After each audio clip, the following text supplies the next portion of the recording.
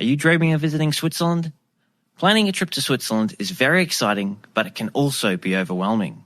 How do you choose which of the many scenic cities, towns and villages to visit? Which mountaintop excursions should you take? And what's the best way to get around Switzerland? And of course, how much of the country can you realistically see within your time frame? If you've asked yourself any of these questions, this is the podcast for you. This is the Holidays to Switzerland travel podcast, and in each episode, your host Carolyn Schonnefinger chats with Swiss travel experts to answer your most commonly asked questions, provide practical tips, and take you on a virtual visit to the most popular destinations, and of course some hidden gems to help you plan your dream trip to Switzerland. And you'll hear plenty of conversations about Swiss cheese and chocolate too. Are you ready to plan your trip to Switzerland? Well, let's get started. Grüezi, and a very warm welcome to episode 74 of the podcast. I'm your host, Carolyn, and I'm thrilled to have your company today as we chat about a favourite pastime of the Swiss, hiking. Switzerland is definitely a nation of hikers, and with over 65,000 kilometres of marked trails, that's probably not surprising. There are well-marked trails all over the country that invite casual strollers, experienced hikers, and everyone in between to get out and about and enjoy the beauty of this stunning country. And it's not only the Swiss that you'll find hitting up the trails. Visitors from all over the world find it hard to resist the opportunity to breathe in the clean, crisp alpine air and admire the magnificent scenery whilst they hike beside a river, along a mountain trail, or through a lush green meadow. That's right, not all hiking trails in Switzerland involve going up or down mountains. You can certainly do that if you wish, but there are plenty of hikes on more even terrain and at lower altitudes too.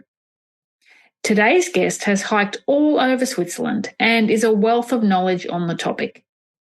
Melinda Schoutens, along with her husband Rob, is the author of 4 books that inspire families and individuals to connect with nature one outdoor experience at a time. As well as telling us her story and explaining how 2 Americans came to be writing books about outdoor adventures in Switzerland, Melinda is also going to share some important things to know before you set off on a hike.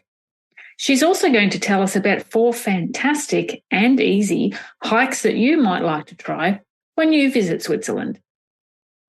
Before we get started, I'd like to say thanks to the folks from Switzerland Tourism for sponsoring the podcast. Their website, myswitzerland.com, is full of practical tips and inspiration to help with your Switzerland trip planning. If you need the train ride of a lifetime, you need Switzerland. Now, let's welcome Melinda to the podcast. Hi, Melinda. Thank you so much for joining us today. I'm really excited to hear your story and about Fresh Air Kids and to learn about some of the amazing hikes that we can do in Switzerland. Would you like to start by introducing yourself and telling our listeners a little about how you came to be living in Switzerland and your connection with the outdoors? Yeah, I'd be happy to. Carolyn, thanks for having me on today. We moved to Switzerland in 2007, which was a move we initiated because we felt like we really needed a change in our lives. And we quickly fell in love with Switzerland. We always equate it to falling in love with a person. We were immediately captivated. And because of our close proximity to the Alps, we started hiking on the weekends and quickly just became enamored with the Swiss landscape. And when we had our first child, I hiked throughout that whole pregnancy. And then when he was born, we strapped him on our back and we changed diapers and fed him on the trails. And we continued doing that when our daughter came into our lives. And we just loved hiking too much to abandon it once we welcomed the kids into our lives. Had you been into hiking before you moved to Switzerland, or is it something that, a new pastime for you? It certainly flourished in Switzerland because of the Alps and even the non-Alps just around our home. We have a lot of areas in which we can hike, but we did hike in America. We live close to a national park. where we were living outside of Philadelphia. And then I would say we really fell in love with hiking on a visit to Colorado, and we hiked almost 14,000 feet. And once we got to the top, we just were enamored by the views. And I think that really ignited our love of hiking. And then, of course, moving to Switzerland, it was a hiker's paradise. So we were in heaven. Absolutely. Yeah, that's one thing about Switzerland, isn't it? The Swiss just love hiking. And I mean, there's so many opportunities for them to go hiking. So it's not surprising. But I always notice on the weekends when you're out and about in the mountains, there's so many Swiss there. They just love it. And I'm looking forward to hearing about some of the hikes that you're going to share with us today. But before we get to that, can you tell us a little bit about Fresh Air Kids? What exactly is it, and how did that come about? Fresh Air Kids is a series of books that we have written. We published the first one in 2019, and that book focuses on families who want to get out into the Swiss landscape, tells them everything they need to know about where to hike, if the trail is easy, moderate, or challenging, what to bring along, tips from our kids to their children. There's a lot of activities in the last chapter, and that one covers 19 of Switzerland's 26 cantons. And then we followed up with another book, which is Hikes to Huts. So it profiles mountains and mountain inns, the Sack-Hüttes in Switzerland, or the Sack Huts, the Swiss Alpine Club. And then we also include some mountain hotels. And then we have a winter book, which was just released. And then we have an activity book for children who spend time outdoors. Oh, fantastic. So there's something for everyone. And I'm guessing that even though they're called Fresh Air Kids and there's lots of tips for hiking with children, that they're still perfect books for adults that are traveling, hiking without children as well. Is that the case? That's definitely the case. Yeah. And all of the information is very practical and easy to read. And there are photos, and we've personally visited every location in the books. So you know that the information's coming from someone who's been there. Okay. And where did the idea for producing writing your first book come from? Yeah, well, we always hiked, like I said, with our kids, and people would always come up to us and say, how do you know where to go? Or how do you know if a trail is safe for families? Or is there an alpine playground? Or where do we stop for lunch? And we had accumulated years of experience. And so we decided it was time to put everything down into a book. Wonderful. Well, yeah, I bet it took so much time to actually put all that information into a written format. But well done for doing that. So there's 4 books now. Are they published in English? If our listeners are interested in getting a copy, can they do that? Yeah, absolutely. Our books are written in English, German, and French, and they're available through Helvetic.com, and you can also go to freshairkids.com, and the information of our books is there. Oh, great. Well, I'll include the links to those websites in the show notes so that anyone listening can click through and have a browse and find out more about those books as well. Now, hiking and outdoor activities obviously play a pretty big role in your life and the life of your kids. And I'm going to ask you to share some of your favourite hikes with us shortly. But before I do, I think it's important to talk about some of the things that people need to be aware of before they set off on a hike in Switzerland. So have you got some tips for us, or some, the important things that people should know before they start off on their hike? Yeah, I'd be happy to share some of the things that we do on a regular basis before we head out. I think the first one that's really important is to check weather conditions. And the weather in Switzerland changes quite frequently. So it's important to maybe take a look at an app, which is Meteo Swiss, and look at things like the forecast, the impending forecast, precipitation levels, snow levels. Sometimes you can take a look at a webcam to see if there's still snow in the area in which you will be hiking. And also to make sure that there's no impending weather that you're going to hit while you're out there on the trail. So that's a really good app to have. Another one that is so important, and we've seen this happen time and again, it's almost happened to us several times, is if you're up in the mountains, there's usually a last gondola that comes down for the evening. So it's really important to have a look at when that last gondola will come down, because once the gondola station is closed, then you're going to come down by foot, which can be quite precarious if it's dark. And if you've had a really long day on the trail, it's the last thing you want to do. But you can take a look at the SBB mobile app, and that'll tell you all of the public transportation information that you need to know, whether you're taking a train, a tram, a gondola, or a funicular. So that's another one.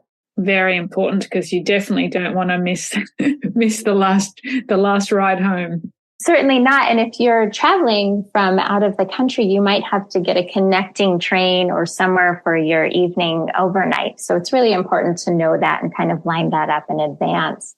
Another one is just wearing the appropriate clothing. So if you're planning on spending time in the mountains, it's good to always wear layers just so you're prepared. If it's cold, if it gets warm, you can always shed a layer or add a layer. We love traveling with always a small gloves, a buff, or like a scarf that you can put around your neck, and a hat, whether it's a sun hat or a wool cap or something warm.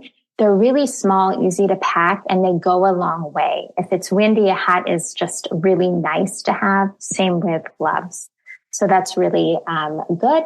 And we always recommend wearing hiking boots if you're in the mountains, because unfortunately sneakers are very easy to travel with and they're lightweight, but they don't offer the tread that you need when you're on mountain terrain. So we recommend, if you're going to spend time in the mountains and doing a bit of hiking, it's good to have a pair of hiking boots. Yeah, that is so important. And one thing I noticed last year, which just absolutely horrified me, we were in Zermatt. We'd gone up to Gornegrat and we were doing the hike down to the Riffel Sea. And there was some young hikers in front of us wearing flip-flops. And it was quite slippery at times. And I know it was a very warm day. And the flip-flops, okay, they were fine for down in Zermatt, but not for when you on a hiking trail. Yeah, I think it's so important you mentioned that. We're just such advocates of having hiking boots, and they can be expensive, but just having the traction and the tread is so important. And flip-flops really, like you said, great for the village, but once you're up in mountain terrain, it's really not a good way to be hiking. So yeah, no. Okay. We noticed that too. We see that as well. Yeah. And then it's good to have a backpack and where you can just put snacks, water, always have water. There's a lot of filling stations or fountains in Switzerland. We're kind of known for that, but not all the time is it drinkable water. And it's just good to have enough water for hydration while you're out there. Throw in a raincoat, maybe a fleece, some sunglasses, regardless of the season. It's good to have protection, some sunscreen. And always have a first aid kit. You never know when you'll use it, and make sure it's well stocked. And if you rely on a certain medication, make sure you have that before you come to Switzerland, because then you don't have to deal with trying to figure out how to get a prescription filled. So bring all your medication that you need. Tell someone where you're going. If you're going out for a bit, make sure someone knows, even if it's the hotel staff. Just let them know that you'll be out, or a friend or family member. And I have to say that we always meet people when we're on the trail. So if you feel like you don't know where you're going, feel free to ask someone. I think the Swiss, and even if they're not Swiss, very happy to help you get on the right track. So don't be intimidated to do that. And then a couple more things, Carolyn. One is to understand the trail system in Switzerland. It's so important. And we actually had a good friend who, when they first moved here, they were unaware, and they ended up taking their family on an alpine trail, really not equipped to be on that trail. And it became very dangerous very quickly. So I think a good rule of thumb, and we highlight this in all of our books, but the yellow trail markers, and Switzerland does such a phenomenal job of highlighting and marking all of their trails, but you'll see trail markers throughout the country. And whether that's a painted rock that has a yellow diamond, whether it's you'll see a walking icon, sometimes they're on trash cans, sometimes they're on poles, but you see them everywhere. But the yellow trail markers, if they're solid yellow, those are the easiest to navigate, and those are ideal for beginners or visitors who are not accustomed to hiking in the Alps. So I always recommend that if you don't have a strong skill level, maybe you feel a little intimidated, sticking to the yellow trail markers is really the best. Then you have the white, red, white trails, which are the mountain trails. Those do require a little bit more knowledge of hiking and comfortability. Sometimes they'll have handholds for stability on some of the hiking routes. And you need sure-footedness and really familiarity with hiking for those. And finally, you have the white, blue, white trails, which are alpine trails. Those only make up a small portion of the trails in Switzerland, but you will see them, and you need to have proper gear. Sometimes you need crampons and axes. You'll be going over maybe ice. So those are really left for experts. We don't even like to venture into that. And we've been hiking in Switzerland for years, but we leave that to the experts and people who are really confident with their skills. Mm-hmm. Yeah, that sounds like a great idea. Yeah, absolutely. And the final thing that I'll say is it's really important to know wherever you're traveling. But for the people visiting Switzerland, to know the emergency numbers in the country. And there's a fabulous app that you don't have to memorize them or think, oh, how am I going to remember this if I need them? It's called Echo SOS, and it'll tell you all of the emergency numbers within Switzerland. And the nice thing is if for some reason you do have a medical emergency, it'll tell you your closest hospital to the proximity you're currently in.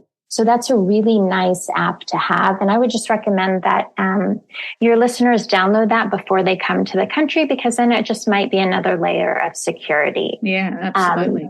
Yeah. And then we have Rega, which is our Swiss Air Rescue. And I just can't say enough for the work that these people do. They're phenomenal. And they really help people who get into precarious situations in the Alps. But their number is 1414. And so if somebody got into trouble in the mountains, then they're the number to call. Mm-hmm. Great. Well, hopefully that's a number we won't have to call, but it's good to know it. And again, those apps that you've mentioned, I will include those in the show notes as well. Okay. Yeah. Thank you. So now we know all the important things that we need to prepare for before we set off on a hike. So I'd like to ask you to share some of your favorite hikes with us. But what is it that made you choose the hikes that you're going to tell us about today? The hikes that I chose today are really, they offer beautiful views, which I think when you're coming to Switzerland, you really want to get the best of the views and the mountains. And these hikes focus on lakes and castles. So not all of them include a castle, but they all do include a lake. And Switzerland is quite special in the fact that their lakes are just exquisite. They're beautiful, really blue and turquoise and green. And so I think that makes the hikes and the terrain really impressive. Mm-hmm. Okay. And all the hikes that you're going to talk to us about, are they all suitable, like for even people that have never hiked before, that just perhaps they're going to Switzerland, they just like to do a hike because they're there? Are they all suitable for them? I would say all of them. The first one is probably the most challenging, and it's not challenging. It's just that it's in more mountainous terrain. But the path is wide. You'll see so many people out there doing it, so it's easy to navigate. But yeah, the other three, I profile 4 for you, Carolyn. And the first one is probably the most, I would label that as moderate for non-hikers, but the rest are quite easy. Okay, great. All right. Well, let's get into it, because I'm super keen to hear what you've got to share with us. So, whereabouts is the first hike that you're going to tell us about? The first hike is high above Grindelwald, and it's in the Berner Oberland region, or the Jungfrau region of Switzerland. And so for people going into Grindelwald, which is a real hot spot in Switzerland, you'll take the gondola all the way up the mountain, and that's called First. And there's a bird guest house there. So if people want to stay the night, they can. It's a true, authentic Swiss experience. And once all the tourists go down for the evening, it's very quiet and the views are stunning. But the hike starts right at First, right at the lift station. And you're going to hike out along paths to what is called Bachalpsee, which is a lake. And from there, the views are magnificent. You have some of the most iconic peaks in Switzerland. Jungfrau and the Eiger are in view. And you can have a picnic lunch, really take your time on that trail. And then it's an out and back. So once you're finished with lunch and taking a million photos and really enjoying the views, then you can hike back on the trail in which you came. There are a lot of people who do this hike, so it's very difficult to lose your way or not be able to navigate the trail. So that one's really impressive. And at that area, there's just a lot of other things to do. There's the cliff walk, which you can kind of walk out on a walk and have views, and you're suspended above the ground. So it's quite impressive. So that's just a really special place. And I think it's one of the hikes that we do almost yearly because it's so beautiful. And it's also a gateway to Fallhorn, which sits on top of the mountain, and that's a berg house. And then you can continue different areas hiking from there. Okay. So how long should we allow to hike out to Bachalp, say, and back again? That's about 6 kilometers, roughly 6 kilometers. And I would say it would take about 2 hours or more, depending on how long you want to linger at the lake or if you're having a picnic and taking photos. And again, that's a good one to wear good hiking boots on, but definitely allow 2+ hours for that. Mm-hmm. And there's nowhere when you get there to buy water or food, is there? So you need to take all your supplies with you on that hike. Absolutely. That's a great point. Yeah, you should pack your backpack and pack whatever picnic items or food items that you would need, and definitely have water. You can get, if you're hungry before or after, you can stop at First, which is the Berg Guest House, and you can have a meal there. And there are toilet facilities there as well. But again, it's great to pack, always have something in your backpack in terms of food and water. But if you want to have a picnic, make sure you have those provisions before you head out on that hike. Yes, great advice. Okay, so now I know there are lots and lots of great hikes in the Jungfrau region and the Berner Oberland. So are they all mountain hikes that you're recommending to us today? Yeah, the second one is not. I mean, you can certainly see the mountains in the distance, but this one takes you along the shore of Lake Thun, or we would say Thunersee. And this one starts in Faulen and Faulensee and goes to Spitz. And what makes this so beautiful is you're literally walking along the lake the entire duration of the hike. And the water is magnificently blue. It's perfect you can really do this hike any time of the year because it's a lower elevation, but it's really perfect in summer, particularly if you want to take a dip in a Swiss lake. You start at the front, and there's a toilet facility and a small playground, which is great if you're hiking with children or walking with children. And then you walk along the lake, and there's a small beach part where if you have a bathing suit and a towel in your backpack, you can jump in and have a swim. And that's a pretty cool opportunity. And then you walk on to Spitz. And Spitz is so beautiful. It looks like it's out of a storybook because it's a pristine Swiss town. Up on the background, you'll see a castle, and there are vineyards. There's an expansive lawns area, so you could have a picnic there or along the lake. There's also a little kiosk or restaurant there where you can get ice cream and drinks.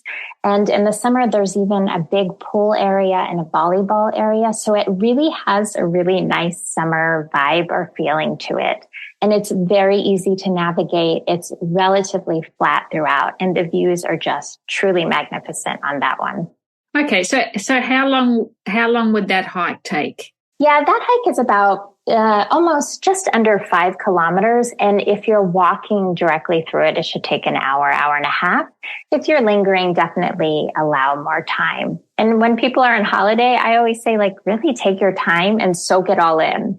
So we say about an hour and a half, but if you're going to have a picnic and swim in the lake, you could easily spend a good part of a day there. Yeah, okay. And I guess you've got to take into consideration all those photo stops as well. So they're going to add extra time. Exactly. Yes. Yeah. And if someone wants to do that just in one direction, perhaps say, like you say, from Faulensee to Spitz, how can they get to Faulensee by public transport? Is that possible? Yeah, it's possible. You just take the Fallensee stop, which is a train, and you walk down a few stairs, and you'll see it's marked. It's also highlighted in our first book, all of the directions and images on where to follow. And then Schwyz is also a train station, so there's public transportation on either end, making that quite easy. Yeah, perfect. Okay, so moving away now from the Berner Oberland, what's another of your favourite hikes that you would like to share with us? I think this one's going to be quite popular, actually, because I think it includes a pretty popular attraction. This one is in the canton of Vaud, and it's the Chillon Castle Lake Walk, or that's what we've called it. And it starts with it's such a beautiful castle because it sits right on Lake Geneva, and you'll see it in a lot of images. It's become quite famous. But the castle there is great for people who want to take in some history and some culture. You can tour it. It's a museum. They have a great activity for children. So if you're traveling with children, ask for that activity when you enter the museum and allow some time there. Some people can buzz through a museum very quickly. Some people really like to linger and take in the history.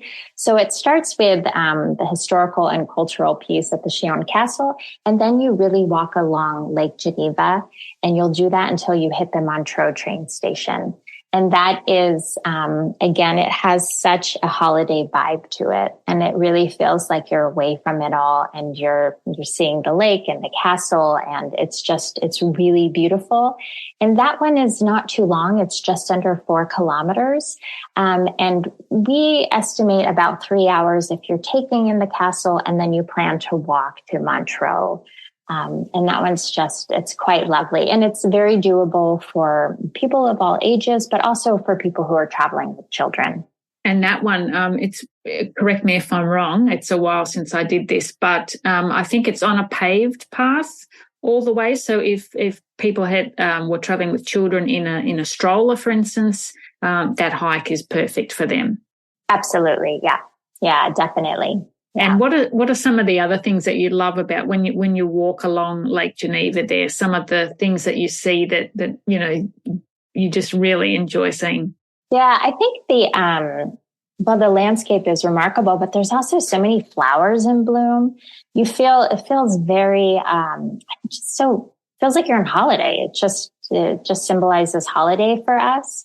And we don't typically get down to the Lake Geneva area too often. So for us, it's kind of charming because we're usually in different areas of Switzerland. But yeah, it's so pleasant. I don't know, the air is fresh. It's special. It's a special area. Yeah, wonderful. So are there any other hikes that have a focus on lakes or castles that you really love and that you'd like to share with us today? Yeah, another one, the final one I'll tell you about today, Carolyn, is in the canton of Nidwalden, and it's the Trubsee Lake Walk. And this one, Engelberg is really a hub of tourist activity. It's hustling and bustling. And even when you go up the gondola, there's a lot of people that go up. But once you get off the gondola, you can take a walk around Trubsee, which is the lake there. And it's relatively easy.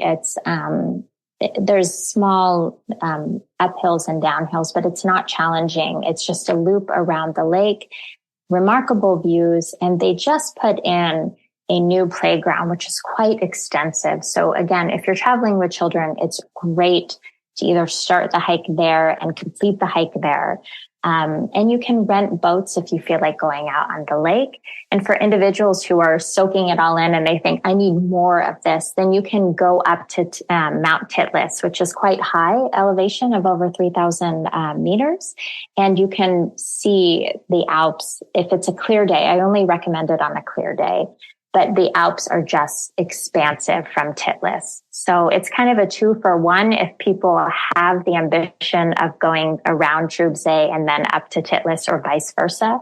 But that area is it's quite beautiful. And it's great to, if you want to have a very Swiss experience, you can pack provisions to grill your lunch. You can have sausage. The Swiss like to make what we call Schlangenbrot, which is just bread on a stick, but it's really delicious when you cook it over a fire. Some people add some seasoning or a bit of salt. And it's really nice. And you're taking in the lake and the mountain views, and you're having a meal, and it's very authentic, and it's really quite lovely. And getting that fresh air experience. Yeah, absolutely. We're big proponents of that. And that hike around Trubzé is just under 5 kilometers. And I think it would take about 2 hours and more if you're going to have a picnic. You don't need a full 2 hours to navigate the loop around the lake, but certainly take your time on it. Yeah, absolutely. Like you always should when you're hiking. You're there in Switzerland, you want to stop and appreciate the magnificent scenery. Yeah, absolutely. And you're on holiday, so you don't want to breeze through everything. You want to really soak it in. Yeah, absolutely. Well, thank you for sharing all those recommendations with us. I'm sure that anyone listening will be keen to try some of those hikes. As we said earlier, they're suitable for pretty well everyone. So it's not only experienced hikers or people who have a higher fitness level that can attempt any of those trails, which is really good. And people with and without children will enjoy them because there's the spectacular scenery as well. Yeah, absolutely. Before we finish up, if you had to choose your favorite hike or your favorite outdoor activity in Switzerland, now it's probably going to be very hard, but is there one that you could nominate as your favorite? I can say that when we did the research for our book, Hikes to Huts, having the experience of hiking to a hut, you're exhausted, and then you arrive at a hut for the evening and you have a communal meal with other people in a dining room. Usually we always go outside to watch the sunset. We try to rise early enough to watch the sun rise. And some of the huts in Switzerland are in such remote locations that you really do have the opportunity to be away from it all. And so for us, that is such a magical, magnificent experience and something I'm really grateful to Switzerland for because they have such an expansive hut system. And huts range in anything from being very, very basic and what we would refer to as primitive. And some have all the amenities that you need. Some are very accessible. Some are very remote. So I think because there's such a broad spectrum of what's available to people, it's such a special experience. And just the quiet that you get there is, you just don't have that elsewhere. And to see the stars and, I feel like it's nature at its best. And the people who work there they're just such hardworking, dedicated individuals. And I think they really want people to have a good experience. Yeah, fantastic. And is that an experience that is available to tourists as well? If someone listening thought, that sounds just like something I'd really love to do, how would they go about arranging something like that? Yeah, I mean, you could certainly look at the Swiss Alpine Club website. They profile, I think they have over 150 huts in that network, but our book is really very expansive in what we offer. And there's anything from a farm stay to a Swiss Alpine hut stay to some that are accessible. You don't really have to walk far, but you still want the experience. So it is definitely possible for tourists, but I would recommend that they do a little bit of research before heading out and embarking on that endeavor. Yeah, absolutely. And all the information is in your book. Yeah, absolutely. Yeah. We tell you what to pack, what to expect, how to make your reservations, tips and tricks, everything you would need to know. Yeah. Okay, great. Can you just tell us the name of each of your books again and where we can find them? Sure. Our first book is Fresh Air Kids Switzerland. The second one is Fresh Air Kids Switzerland Hikes to Huts. The other one is Winter Kids Switzerland, which is 36 family activities. And our kids book is Fresh Air Kids Switzerland, My Book of Discoveries. That's through freshairkids.com. And then our publisher is helvetic.com. Fantastic. Well, thank you so much, Melinda, for sharing all that with us today. It's been great to chat and, looking forward to maybe one day seeing you out on the trails in Switzerland. Yeah, absolutely. Thanks for your time today, Carolyn. I appreciate it. And I hope everyone listening has an amazing trip to Switzerland. It's really a beautiful country. Thanks very much. Yeah, thank you. Has Melinda tempted you to pull on your hiking shoes and explore Switzerland on foot? I don't think there's a better way to slow down and take in the beauty all around you than on a hike. I'm not an experienced hiker by any stretch of the imagination, but I do love the fact that wherever I go in Switzerland, I can find a hiking trail, whether it be beside a lake or on a mountain, that is perfect for my level of experience. And there are trails that are perfect for you too. When you are preparing for your hike, do make sure you take note of all those important tips Melinda shared with us. Please don't be that person that wears flip-flops when you go hiking. I'll list all Melinda's tips and the names of the handy apps that she mentioned in the show notes. You'll also find details of Melinda's 4 books and where you can buy them and how to get in touch with her in the show notes too. The show notes are at holidaystoswitzerland.com/episode 74. That's all for this episode. Next time, we're heading to the Italian-speaking south of Switzerland for a virtual visit to the beautiful city of Lugano. I look forward to chatting to you then. Tschüss! If you'd like more great resources to help you plan your dream trip to Switzerland, there are lots of ways to connect with us. Visit our website holidaystoswitzerland.com, sign up for our monthly newsletter, or join our friendly, helpful community of past and future travellers in our Switzerland travel planning group. You'll also find the links to connect with us in the show notes for this episode. Show notes and a list of all previous episodes are available at holidaystoswitzerland.com/podcast. Don't miss out on your fortnightly dose of Swiss travel inspo. Hit the subscribe button on your favourite podcast app so you never miss an episode. And if you enjoyed the show, please leave a rating. That's all for this edition of the Holidays to Switzerland Travel Podcast. Thanks for joining us and happy travel planning.